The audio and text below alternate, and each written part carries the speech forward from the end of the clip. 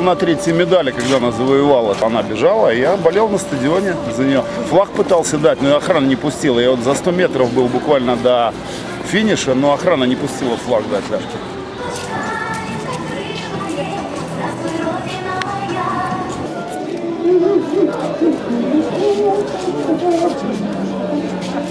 Как не было